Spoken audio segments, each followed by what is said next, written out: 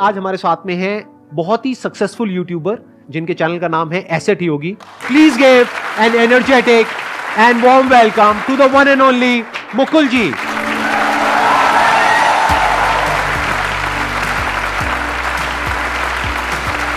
What an energy, sir.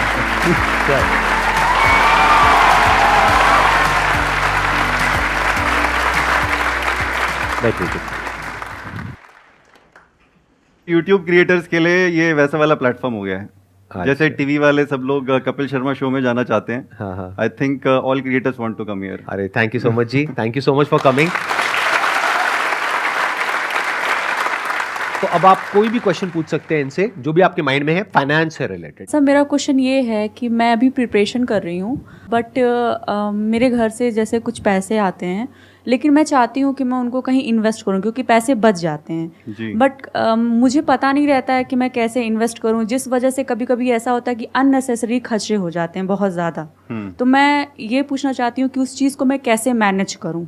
तो देखिए I think सबसे पहले ना आपको अपने लर्निंग पे ध्यान देना चाहिए। आप कोई भी इन्वेस्टमेंट उठा लीजिए, मान लीजिए आप म्यूचुअल फंड्स में इन्वेस्ट करना चाहते हैं, स्टॉक मार्केट में इन्वेस्ट करना चाहते हैं जहां अच्छे रिटर्न्स मिलते हैं जी। तो आपका जो भी पैसा आ रहा है उसको है ना आप एक अपना लर्निंग किटी बना के चलिए। क्योंकि इतना बड़ा कैपिटल नहीं है ये कि आप ये सोचें कि मैं इससे करोड़पति बन जाऊं, है ना। तो आपको पहले ध्यान देना है कि मेरी कैपिटल कैसे बड़ी हो। तो कैपिटल बड़ी करने के लिए क्या करना होगा, आपको पहले सीखना होगा। सो आप एक छोटी शुरुआत कीजिए, इसको आप ना एक लर्निंग एक्सपीरियंस में आप इन्वेस्ट कीजिए। आप कहीं पे एक छोटा सा अकाउंट खोलिए जहां पे भी आप इन्वेस्ट करना चाहते हैं। आप म्यूचुअल फंड्स में करना चाहते हैं, स्टॉक्स में करना चाहते हैं, चाहे गोल्ड में करना चाहते हैं, आजकल आप डिजिटल गोल्ड भी खरीद सकते हैं। बहुत सारे ऑप्शंस हैं, बॉन्ड्स में करना चाहते हैं, सारी चीजें आज की डेट में ऑनलाइन होती हैं। तो आप मेरे हिसाब से लर्निंग पे थोड़ा सा ज्यादा ध्यान दीजिए और एकदम से हमें ये नहीं सोचना चाहिए कि एकदम से हम सडनली करोड़पति बन जाएं। मैं यहाँ पे थोड़ा सा ऐड करना चाहूंगा अपना जो स्टैंड पॉइंट है। Okay sir. आपकी कोई स्टेबल जॉब नहीं है, ना कोई बिजनेस है, ना कहीं से कोई पैसा आ रहा है। ये जो पैसा आ रहा है घर से आ रहा है, घर से आ रहा है। तो मैं अभी इस पैसे को यूज करूंगा अपनी स्किल को अपग्रेड करने के लिए। फॉर एग्जाम्पल आप कहते हैं कि मेरे को अभी जो मैं कर रही हूँ वो तो मैं कर ही रही हूँ, उसके साथ साथ में मेरे को कम्युनिकेशन स्किल्स को बेटर करना है। तो उसके लिए आप कहीं पर कोई कोर्स ज्वाइन कर सकते हैं कम्युनिकेशन स्किल्स के लिए, सेल्स एंड मार्केटिंग के लिए और सब चीजों के लिए। शॉर्ट टर्म कोर्सेज होते हैं बहुत सारे, तो वहां पर आप जाएंगे, वहां पे और तरह तरह के लोग आपको मिलेंगे। मानो वीकेंड पे क्लासेस हो रही है, तो वहां से जब आप सीखोगे तो उसकी जो रिटर्न आएगी लॉन्ग टर्म में, मानो अगर आपको सैलरी मिलने वाली है 50,000 रुपए और इसकी वजह से ये जो आप अलग अलग कोर्सेज करोगे उसकी वजह से वो बढ़ करके हो जाती है 70,000 रुपए। तो ये सिर्फ 20,000 रुपए नहीं है, 20,000 इंटू 12 कितना हुआ, 2,40,000 रुपए। 2,40,000 रुपए हर साल का, तो 10 साल में कितना हुआ, 24 लाख नहीं, बहुत ज्यादा हो जाएगा। Do not waste your time और मनी ऑन थिंग्स जो कि आपको कोई रिटर्न नहीं देने वाली। वो क्या हो सकता है, हमने खर्च दिया, मानो कपड़ों पे खर्च दिया, इस पे खर्च दिया, उस पे खर्च दिया, तो वो तो एक्सपेंस ही हो गया। दूसरा है आपने इन्वेस्ट कर दिया म्यूचुअल फंड में, यहां पे वहां पे। मैं कह रहा हूं दोनों ही मत करो। मेरे अकॉर्डिंग आप अभी पैसा लगाओ अपने आप को और बेटर बनाने में in terms of a candidate, अगर आगे जाकर के आपको जॉब करनी है तो।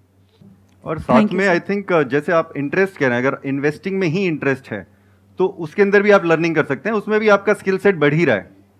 है ना। जैसे सर ने बोला कि आप अपने स्किल्स बढ़ा रहे हैं, आप जो भी अपस्किलिंग कर रहे हैं वो अपस्किलिंग आपकी इन्वेस्टिंग में भी हो सकती है if that is your interest. Otherwise yes definitely upskilling में जो रिटर्न्स हैं वो तो किसी में नहीं हो सकता। वॉरेन बफेट भी यही बोलते हैं कि उसमें तो इनफाइनाइट रिटर्न्स हो सकते हैं, कोई लिमिट थोड़ी है उसकी। बट अगर आपका उस अपस्किलिंग में इन्वेस्टिंग एक एरिया है जो एरिया ऑफ इंटरेस्ट है, आप उसके अंदर भी सीख सकते हैं। Okay sir, thank you sir.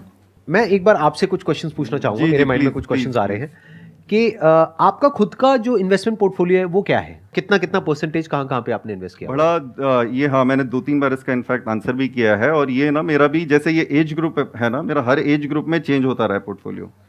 So starting जो मेरी हुई थी, मुझे स्टॉक्स का उतना ज़्यादा एक्सपोजर नहीं था, मेरी स्टार्टिंग हुई रियल एस्टेट से। सो वहाँ मेरी गलतियाँ ये रही कि मैंने रियल एस्टेट में बहुत ज़्यादा इन्वेस्ट कर दिया इनिशियली, और जो मेरे को शायद नहीं करना चाहिए था। बहुत सारे उस टाइम पे आपको याद होगा 2005-6 में बड़े सारे रियल एस्टेट स्कैम्स भी आते थे। I know. तो मैंने हालांकि सबसे पहली इन्वेस्टमेंट एक चेन्नई में करी थी। वहाँ पे मुझे लगा यहाँ तो अच्छे बिल्डर्स हैं, आराम से रिटर्न्स कमा पा रहे हैं, तो सेम चीज़ मैंने एनसीआर में अप्लाई कर दी। ठीक है, वहाँ मुझे टाइम पे मिल गया था फ्लैट। यहाँ पे अब मैंने 2 बुकिंग्स डाली और दोनों मेरे आज तक भी लीगल केसेस चल रहे हैं। सो उसके बाद मुझे लगा कि नहीं, स्टॉक्स में अब मुझे करना चाहिए। स्टॉक्स में भी डेफिनेटली लर्निंग हुई, स्टॉक्स में पैसा डाला काफ़ी। ये कितने टाइम पहले आपने शुरू किया स्टॉक्स में पैसा डालना? स्टॉक्स में पैसा डालना, देखिए मैंने म्यूचुअल फंड्स में डालना शुरू किया था 2004 में, जब मेरी 2003 में पहली जॉब लगी थी। थोड़ा सा पैसा आया, 2004 में मैंने म्यूचुअल फंड्स में डालना शुरू करा। उसके बाद स्टॉक्स में इन्वेस्ट करना शुरू किया 2009-10 के अराउंड। तो पहले तो मुंह की खाई वहां पे भी, मैं बोलने वाला था, शुरू में तो लॉसेस हाँ आपको मिले तो होंगे। शुरू हाँ। में ऐसा ही था कि अगर मैंने 5 स्टॉक्स उठाए तो उसमें से 4 डूब गए। लेकिन फिर थैंकफुली कुछ स्टॉक्स में अच्छा करना भी शुरू किया, तब मेरी रिसर्च मुझे काम में आनी शुरू हुई, वो स्टॉक्स में अच्छा परफॉर्मेंस मिला। आज की डेट में अगर आप मेरे से बात करेंगे तो अब मेरा अपने खुद के बिजनेस में मैं ज़्यादा इन्वेस्ट करता हूँ, खुद का प्रोडक्ट बना रहे हैं, that is one. Number 2, startups में भी मैं इन्वेस्ट करता हूँ, क्योंकि पब्लिकली लिस्टेड कंपनीज में आपको जो लो बेस का इफेक्ट है वो थोड़ा कम देखने को मिलता है।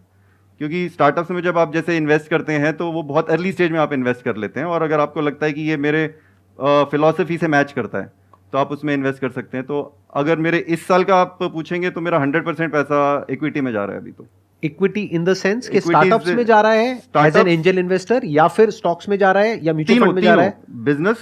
Business is also equity. मैं अपने Right. धंधे में भी वो इन्वेस्ट कर आपके रहा हूँ, अपने बिजनेस में आप कर रहे हो, उसमें तो 70-80% जा रहा है। तो 70-80% आपके अपने बिजनेस में चला गया, बाकी का जो बचा 20-30% वो कहाँ जाता है? अभी इस कैलेंडर ईयर की बात करूं तो मेरा मैक्सिमम स्टार्टअप्स में गया, बाकी का बचा हुआ, और थोड़ा बहुत पब्लिक स्टॉक्स में, और कुछ पैसा हाँ मेरा ऑब्वियसली रियल एस्टेट में भी है। मेरे मतलब रेंटल इनकम बनाने के लिए मैंने कुछ अपना रियल एस्टेट पोर्टफोलियो भी बना लिया था। रेजिडेंशियल या कॉमर्शियल? मिक्स है, बट अगर किसी को सजेस्ट करूंगा मैं, ऑब्वियसली कमर्शियल बेटर है, मगर अगर घर खरीदना है तो घर खरीद सकते हैं।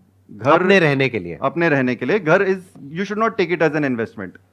ध्यान से समझिएगा, यहाँ पे एक बहुत इंपॉर्टेंट पॉइंट है समझने वाला। हम लोग क्या गलती करते हैं, पहले घर लेते हैं अपने खुद के रहने के लिए, वो तो चाहिए ही, नहीं तो रेंट पे हर साल शिफ्ट करते रहो, हर साल 2 साल में, राइट? तो अपने लिए घर बनाने में कोई दिक्कत नहीं है, क्योंकि उसका इनकम टैक्स के पॉइंट ऑफ व्यू से भी काफी बेनिफिट्स हो जाते हैं, काफी सारे एग्जेम्पशंस हैं।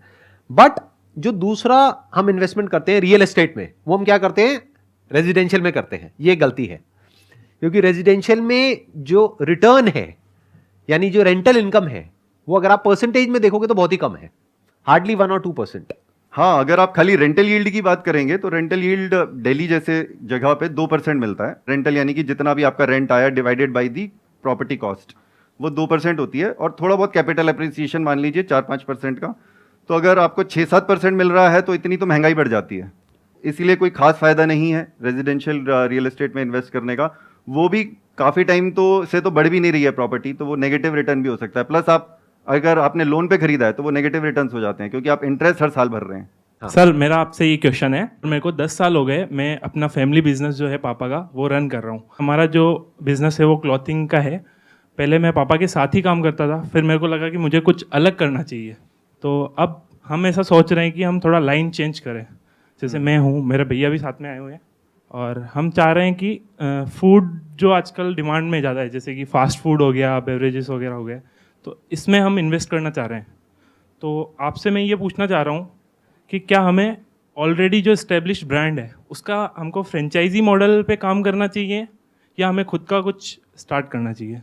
मेरा ऐसा मानना है कि अगर आप ऐसे बिजनेस में कूद रहे हैं जिसकी आपकी नॉलेज नहीं है, बिल्कुल जीरो है, तो franchisee is a better option. For example मैं आपको बताता हूँ कि 2007-8 में जब मैंने अपना MBA पास किया था, तो उस टाइम पे मैं बहुत ज़्यादा स्टार्टअप्स में काम करना चाहता था, बट स्टार्टअप्स थे ही नहीं, तो लगा फिर खुद ही करना पड़ेगा। लेकिन अगर आपको ऑप्शन मिल रहा है, अगर आप फ्रेंचाइजी से सीख सकते हैं, तो वो मेरे हिसाब से बेटर ऑप्शन है। बट एनीवे वो आपकी चॉइस भी है। कई लोग ये भी सोचते हैं कि मेरे को स्टार्टिंग से ही अपना ब्रांड बनाना है, लेकिन आप जो भी करें पहले उसके अंदर ना रिसर्च ज़रूर कीजिए। अगर आप अपना खुद का भी ब्रांड बना रहे हैं तो 1 साल तक ना आप उसको स्टार्ट मत करना, आप पहले 1 साल तक उसके बारे में पढ़ाई करना कि बाकी लोगों ने कैसे किया, ब्रांड कैसे बनाया। और जैसे आप अपनी एग्जिस्टिंग बिजनेस के अंदर भी जो प्रॉब्लम फेस कर रहे हैं, वो शायद कहीं ना कहीं ब्रांड नहीं है, आप बहुत सारे लोगों के साथ कंपीट कर रहे हैं। Yes sir. तो चाहे आप अपने क्लोथिंग की बात करें, बिजनेस की, जब आप ब्रांड बनाएंगे तो नेचुरली लोग अट्रैक्ट होंगे। और ब्रांड बनाना सर ओवरनाइट खेल नहीं है, उसमें टाइम लगता है, उसमें सालों लग जाते हैं। Sandeep Maheshwari is not an overnight brand. 10 साल हो गए हैं इनको शायद यूट्यूब पे ही। राइट, 10 साल हो गए। यहाँ पर मैं भी थोड़ा सा ऐड करता हूँ कि आप ये कह रहे हो कि अभी 10 साल का आपको एक्सपीरियंस है, आपको और आपके ब्रदर को। आपके ब्रदर भी आए हुए हैं साथ में, राइट? थोड़ा सा आप लोग मेरे को बताइए अपने बिजनेस के बारे में। सर मेरे फादर जो है वो पिछले 30 साल से बिजनेस कर रहे हैं क्लोथिंग का, और हमने रेडीमेड का स्टार्ट किया है। इनिशियली तो मेरा भाई भी उनके साथ ही था क्लोथिंग में, और पिछले 4 या 5 साल से हम गारमेंट्स का काम कर रहे हैं। गारमेंट्स किस तरह के? फेमिन के, मेन के? फैमिली शोरूम है जिसमें किड्स का भी मिलता है और मेंस का और लेडीज़ का सब मिलता है। किड्स का भी है, मेन का भी है, लेडीज का भी है जी। आपने कहीं पे शॉप खोल रखी है या कोई शोरूम खोल रखा है? जी सर। तो अभी हमारे टोटल 4 काउंटर हो रखे हैं, जिसपे एक पे मेरे पापा बैठते हैं, एक पे मैं बैठता हूँ, एक पे मेरा भाई बैठता है और एक मेरे बड़े पापा का काउंटर भी है। लेकिन अब ओवर द टाइम हमको ये फील हुआ है कि इसके अंदर ना सबसे बड़ी प्रॉब्लम होती है रेडीमेड गारमेंट में डेड स्टॉक की। स्टॉक बहुत डेड होता है और हमको इन्वेस्ट बहुत करना पड़ता है, स्टॉक बहुत रखना पड़ता है, क्योंकि हर कस्टमर को आज ऑप्शंस चाहिए। ऑनलाइन बिजनेस स्पेशली जब से आ गया है कि हमको और भी दिखाओ और भी दिखाओ, तो हमको ऐसा फील हो रहा है कि ये थोड़ा ट्रेडिशनल वे है। हमने इसको ट्राई भी किया हम ऑनलाइन लेवल पे करें, लेकिन उसमें थोड़ी डिफिकल्टी ज़्यादा हो रही है। उसमें किसी एक पर्टिकुलर डिज़ाइन को भी हमको कंटिन्यू करना पड़ता है। तो हम सोच रहे हैं कि अभी जो मार्केट में सबसे ज़्यादा हॉट, जो सबसे डिमांडिंग चीज़ है वो है F&B। तो हम सोच रहे हैं कि इसका हम स्टार्ट करें। तो अभी यही कन्फ्यूजन था दिमाग में, और हम ये जो कर रहे हैं इसमें हम थोड़ा बहुत हमारा इन्वेस्ट करें, लेकिन मेजर पार्ट इसमें हम कहीं से लोन ले रहे हैं। तो जो आप नया काम करने वाले जी। हैं F&B से रिलेटेड, राइट? चाहे फ्रेंचाइजी लेंगे चाहे अपना करेंगे। जी सर। तो हम केवल उस ब्रांड पे, फ्रेंचाइज पे एक ट्रस्ट करके कि नहीं ये ऑलरेडी एस्टेब्लिश्ड है, हमको इतना, जैसे कि हमारा बैकग्राउंड भी नहीं है इसका, तो वो सब रेसिपीज़ वगैरह हमारे को ट्रेनिंग सब वो देके देंगे। तो हम उन पर ट्रस्ट कर रहे हैं और हम ये सोच रहे हैं कि उनका मतलब अच्छे खासे आउटलेट्स है, तो हम उनका काम करेंगे तो हमको रेवेन्यू भी अच्छा मिल जाएगा। तो ये चीज़ भी पूछनी थी। हाँ, अब यहाँ पर मैं आपकी जगह होऊंगा तो क्या करूंगा? मैं आपको बस ये बोल रहा हूँ, मैं आपको ये नहीं कह रहा कि आप ये करो ये मत करो। I am not giving you an advice और अ कंसल्टेंसी और एनीथिंग ऑफ दैट सॉर्ट, ठीक है? तो अगर मैं आपकी जगह होऊंगा तो मैं क्या करूंगा? मैं F&B में कभी भी नहीं जाऊंगा। क्यों? क्योंकि मेरा 10 साल का एक्सपीरियंस किस में है? 10 भी क्या बल्कि 30 साल का एक्सपीरियंस है अगर देखा जाए तो आपकी पूरी फैमिली का। गारमेंट्स में है, रोटी कपड़ा मकान। अब आप चाहे रोटी का बिजनेस करो चाहे कपड़े का करो, ये हमेशा के लिए रहने वाला है। अगर आपको लग रहा है F&B में कंपटीशन नहीं है तो ये आप गलत सोच रहे हैं। जब आप जाएंगे उसमें आपको समझ आ जाएगा, नंबर 1। नंबर 2 कि जो आप कह रहे हो कि इसमें क्या होता है कपड़े के काम में कि जो स्टॉक नहीं बिकता है वो इन्वेंट्री बेकार हो जाती है। ये प्रॉब्लम आपको F&B में भी आने वाली है। F&B में जो सबसे बड़ी प्रॉब्लम आती है वो क्या होती है? हर चीज पेरिशेबल होती है। कपड़ा तो फिर भी पेरिशेबल नहीं होता है, कम करके सेल लगा के बिक तो जाएगा ना मरे से मरे दामों पर, लेकिन खाना एक बार सड़ गया, एक्सपायर्ड हो गया, तो क्या करोगे उस खाने का? तो F&B का बिजनेस बाहर से देखने में जितना आसान लग रहा है, अंदर से जो करता है उसके लिए तो आसान है, जो 10 साल से कर रहा है। आप अगर आज जाओगे तो आपके लिए कोई आसान नहीं है। That is 1। दूसरा, फ्रेंचाइजी के ऊपर हम क्या करते हैं? हम ये समझते हैं कि ब्लाइंडली हमने किसी की फ्रेंचाइजी ले ली और बाकी तो काम हो ही जाएगा। ऐसा नहीं होता है। मेरे बहुत सारे फ्रेंड्स हैं जो कि फ्रेंचाइजीज देते हैं, यानी कि ओनर्स हैं, तो मुझे अंदर की सारी बातें पता है। बहुत बार क्या होता है, उनकी जो फ्रेंचाइजीज खुलती है ना उसमें से बहुत सारी बंद हो जाती है। क्यों बंद हो जाती है? क्योंकि जो पर्सन उस फ्रेंचाइजी को चला रहा है उसका भी स्किन इन द गेम होना बहुत जरूरी है। उसकी भी थोड़ी नॉलेज, अंडरस्टैंडिंग, टाइम, उसको सब कुछ देना पड़ेगा उसमें, तब जाकर के वो काम चलता है। तो बहुत सारे फैक्टर्स हैं वहां पे, और वो भी एक दिन में नहीं चलता है। ऐसा नहीं आज आपने खोला और कल चल गया। तो ध्यान से समझिए मेरी इस बात को। ये हम सब एक बहुत बड़ी गलती करते हैं बिजनेस में। ये सब करते हैं। हम क्या करते हैं? अपनी लाइन को चेंज करने के बारे में सोचते हैं जब इस लाइन में प्रॉब्लम आती है। अरे जो भी प्रॉब्लम आ रही है ये आपकी अपनी लाइन है। इसको ऐसे देखो, आपकी अपनी एक जिंदगी है, मेरी अपनी एक जिंदगी है। आप कहोगे यार इसकी जिंदगी बहुत बढ़िया है, क्यों? दूर से देख रहे हो। अगर 2 दिन के लिए हम अपनी बॉडीज एक्सचेंज कर लेना, हमारी ब्रेन्स आपस में कनेक्ट हो जाती है। आपको मेरी लाइफ जीने के लिए मिलती है 1 हफ्ते के लिए, और मेरे को आपकी लाइफ जीने के लिए मिलती है। आपको क्या लग रहा है यहां पर इस बॉडी में आने के बाद में आपको बहुत मजा आने वाला है? ज़्यादा फ्रस्ट्रेशन मिलेगा और ज्यादा फ्रस्ट्रेशन हो जाएगा। आपको लगता है मैं इतना फ्रस्ट्रेटेड हूं अपनी जिंदगी से? नहीं सर, नहीं सर, ऐसी बात नहीं है। बट जिस लेवल पे मैं अभी हूँ उसके कंपेयर में मैं उस टास्क को, जो आप जिस लेवल पे आप उनको सॉर्ट आउट करते हो, जितना इजीली लेट गो कर देते हो, उस लेवल पे शायद मैं नहीं कर पाऊँ। और मैं अगर आपकी जगह पे आ जाऊंगा तो मैं कंफ्यूज हो जाऊंगा। क्यों? क्योंकि आपको 10 साल 20 साल का एक्सपीरियंस है उस सिचुएशन को टैकल करने का। मेरे को 2-3 साल लगेंगे उस लेवल तक पहुंचने में कि मैं आपकी लाइफ की जो प्रॉब्लम्स है उसको टैकल कर सकूं। मैं अपनी लाइफ की प्रॉब्लम्स को तो टैकल कर सकता हूं, आपकी लाइफ की कैसे करूंगा? तो ये F&B के चक्रों से बाहर आ जाओ। या मैं आपको ये नहीं कह रहा आप बाहर आ जाओ, अगर मैं होता तो मैं इन चक्रों में नहीं पड़ता। मैं क्या करता, अपनी लाइन है, 10-20 साल का 30 साल का एक्सपीरियंस है, इस लाइन में बहुत कुछ किया जा सकता है। आपको एक मजेदार बात बताऊं, बहुत कमाल की, मजा आ जाएगा सुन करके। इस वक्त I can give it to you on a blank piece of paper in writing कि जो लोग F&B में लॉसेज उठा रहे हैं, यानी कोविड की वजह से बहुत सारे लोगों के रेस्टोरेंट्स बंद हुए हैं, वो भी पता है क्या सोच रहे होंगे अपने घर में बैठ करके? कि मेरे को क्लोथिंग का काम करना है, गारमेंट इंडस्ट्री में आना है, ये काम बढ़िया है, ये कहां मैं F&B के चक्करों में पड़ गया।